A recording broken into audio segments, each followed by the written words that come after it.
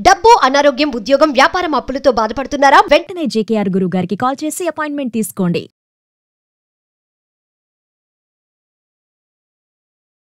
Suman TV ప్రేక్షకులకు నమస్కారం. నేను ఉదయశ్రీ. ప్రెజెంట్ మనతో ఉన్నారు కేరళ జ్యోతిష్యం బ్రహ్మశ్రీ డాక్టర్ జేకేఆర్ గారు.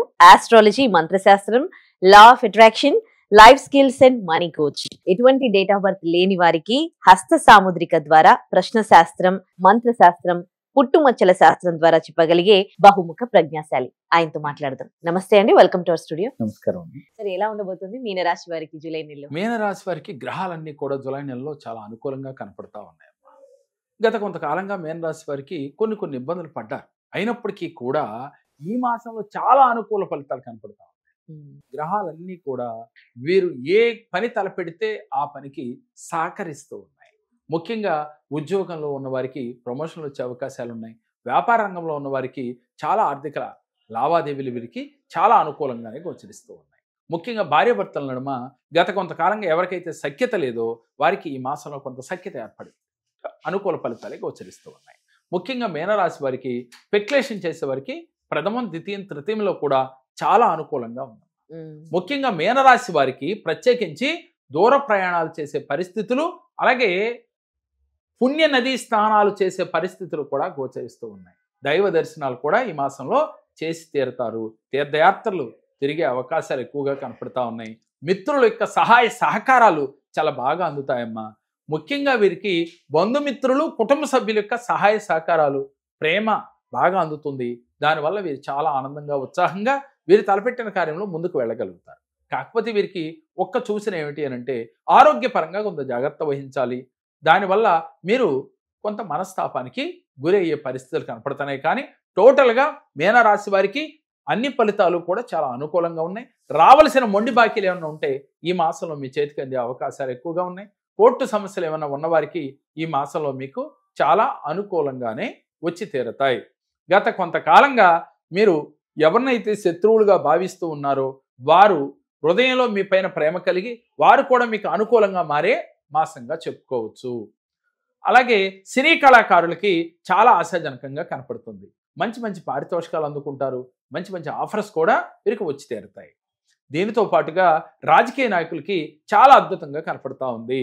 గురువు యొక్క అనుగ్రహం వల్ల వీరు తలపెట్టిన కార్యములన్నీ కూడా విజయవంతంగా పూర్తి చేసుకోగలుగుతారు.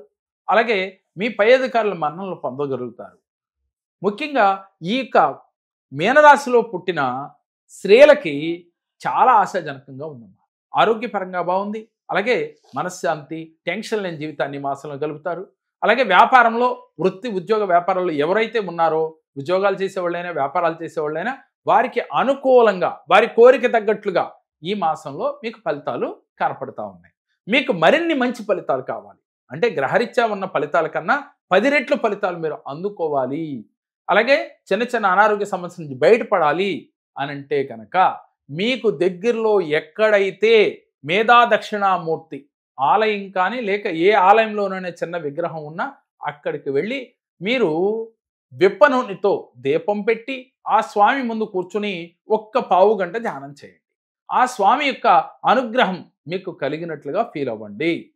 అంటే అది ఉపాలయం కావచ్చు, లేదు మెయిన్ ఆలయం అయినా కావచ్చు, మీ దగ్గరలో ఎక్కడున్నా సరే మేధా దక్షిణామూర్తి, లేదంటే ఒక ఫోటో ముందైనా మీ ఇంట్లో కూర్చుని మీరు చక్కగా ఆవు నెయ్యితో కానీ, నువ్వుల నూనెతో కానీ, విప్ప నూనెతో కానీ ఇంట్లో అయితే దీపం పెట్టుకుని మీరు ఈ సంకల్పం చేసుకోండి.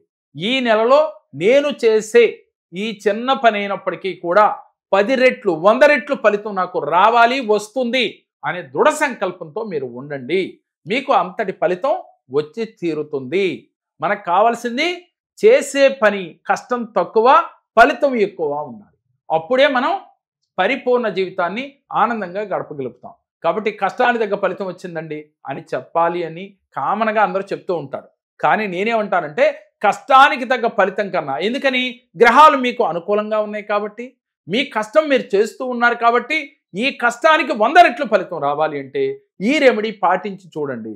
సార్ మీరు చెప్పిన అన్నీ కూడా నాకు ఎక్కడ కూడా అవ్వట్లేదు, పనులు అవ్వట్లేదు అని ఎవరైనా అనుకుంటే కనుక వారి జన్మజాతకాన్ని ఒకసారి చూపించుకోండి. ఎవరైతే జన్మజాతకం ప్రకారం ఒకసారి చూపించుకున్నారో గ్రహాల అనుకూలతగా ఉన్నప్పటికీ బాగోలేదు అంటే జన్మజాతకంలో ఎక్కడో తేడా ఉంది.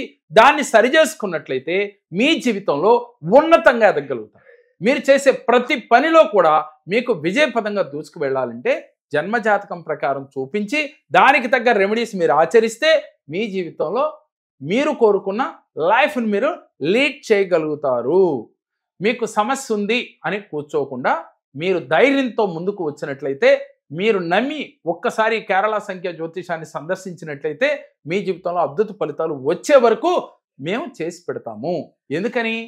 సమస్య మనిషికే వస్తుంది, అలాగే ఆ సమస్యని ఎదిరించే శక్తి మనిషికి మాత్రమే ఉంది. మనిషిని ఎప్పుడూ కూడా తక్కువ అంచనా వేయకూడదు అని చెప్పి అనేక వీడియోల్లో చెప్పాను. డబ్బును కనుగొన్నది మనిషే, అలాగే బొలుపును కనుగొన్నది మనిషే, అలాగే పైలట్ని అంటే విమానాన్ని కనుగొంది కూడా మనిషే కదా. ఏది చేసినా ఒక మనిషే చేశాడు. చంద్రమండలానికి చేరిన మనిషి మరి చిన్న సమస్య వచ్చినప్పుడు ఎందుకు అలా కుంగిపోతున్నాడు? సమస్య మీకన్నా బలమైంది కాదు. అది ద్వాదశ రాశుల వారు అందరూ గుర్తించాలి. సమస్య మనిషితో పోలిస్తే చాలా చిన్నది, కానీ మీరు అది పెద్దదనుకుని ప్రతినిత్యం టెన్షన్ పడుతున్నారు. అలాగే నేనేమీ చేయలేనని ఒక నిరాశలో ఉంటున్నారు. ఆ నిరాశను వదలండి, సమస్యని తెలుసుకోండి, ఎందుకు వచ్చిందో తెలుసుకుని దాని పరిష్కార మార్గం వైపు మీరు ప్రయాణిస్తే మీ జీవితంలో ఉన్నతంగా ఎదగటమే కాకుండా మీకంటూ మీ చరిత్రలో, అంటే ప్రతి వ్యక్తి చరిత్రలో మనకంటూ ఒక స్థానం ఉండాలి, మనకంటూ గుర్తింపు ఉండాలి, లైఫ్లో మనకంటూ ఒక ఐడెంటిటీ కావాలనే కోరుకుంటాం. కానీ మనలో మనకి నమ్మకం కోల్పోతే ఐడెంటిటీ పొందలేము, జీవితంలో సక్సెస్ కాలేము. మరి మీకు నమ్మకం ఉంటే ఒక్కసారి స్క్రీన్ పై స్కోర్ నెంబర్కి కాల్ చేస్తే మరిన్ని వివరాలు మీకు తెలియజేస్తారు. ధన్యవాదాలు గురుగారు. నమస్కారం.